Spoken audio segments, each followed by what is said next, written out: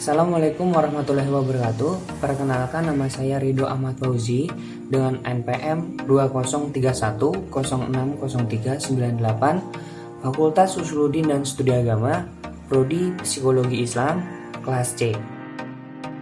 Video ini dibuat guna memenuhi tugas akhir Islam lingkungan hidup yang diampu oleh Ibu Mustamira Sofa Salsabila, SPSI, MSI.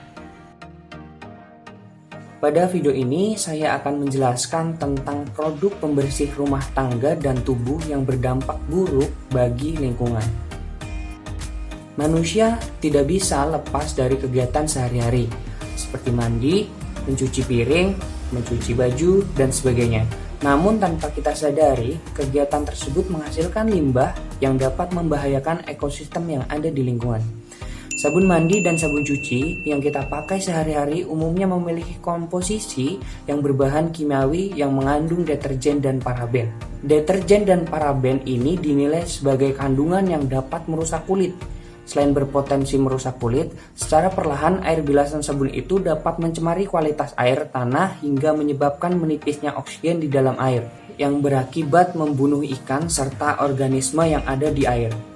Produsen mencampur banyak unsur kimia lain sebagai pembersih, pemutih, atau pewangi yang justru menjadi tambahan polutan ketika dibuang ke alam. Kemudian, ada beberapa dampak yang dihasilkan dari limbah deterjen ini. Seperti yang pertama, penyakit. Sudah jelas bahwasanya pada manusia yang minum atau mengkonsumsi air yang tercemar akan berakibat buruk pada kesehatan, apalagi tercemar oleh limbah yang mengandung zat kimia. Yang kedua, krisis air berkelanjutan.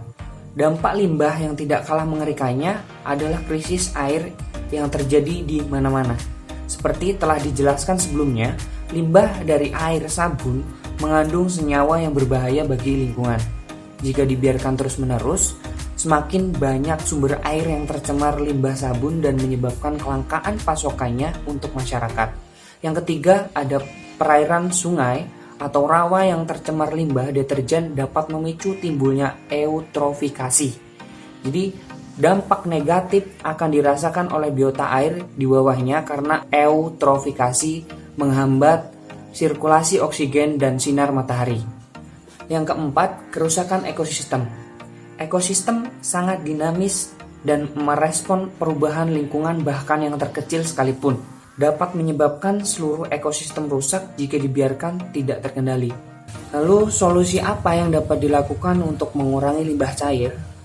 Jadi meskipun pengolahan sampah dan limbah pada akhirnya tetap menjadi tanggung jawab pemerintah, peran kita sebagai masyarakat menjadi sangat penting dalam menciptakan lingkungan yang sehat dan indah.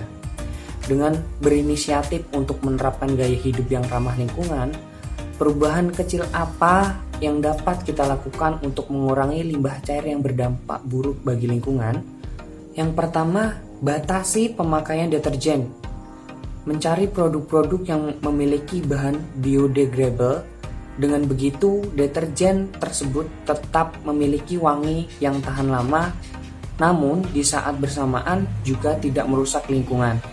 Lalu yang kedua, membuat pengolahan limbah sederhana, yaitu dengan membuat penampungan untuk penetralan dan penyaringan yang nantinya hasil dari limbah tersebut baru dibuang agar meminimalisir bahan kimia yang terdapat pada kandungan air.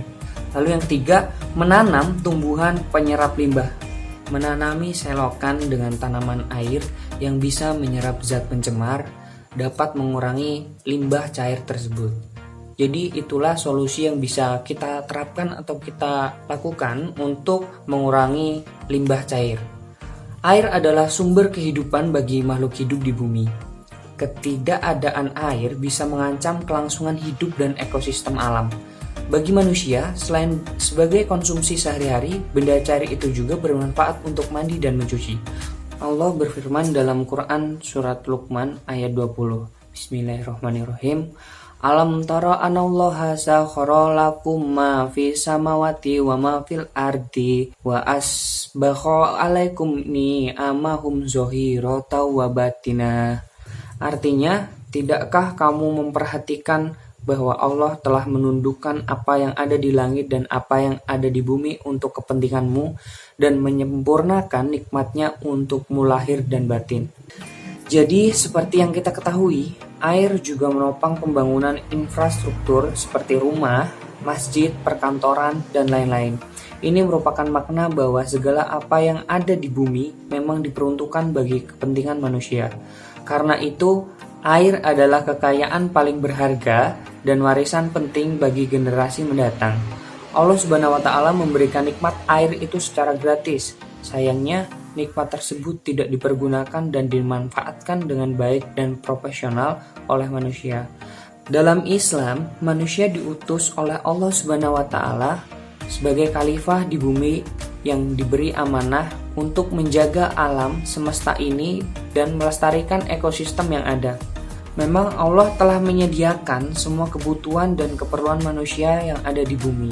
Tapi bukan berarti manusia bisa semena-mena dengan alam. Menggunakan dan memanfaatkannya sesuai kebutuhan dan tidak dengan berlebih-lebihan atau malah merusaknya. Demikian materi yang dapat saya sampaikan. Mohon maaf bila terjadi kesalahan dalam pengucapan dan penyampaian.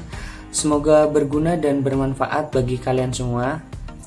See you next time. Wassalamualaikum warahmatullahi wabarakatuh.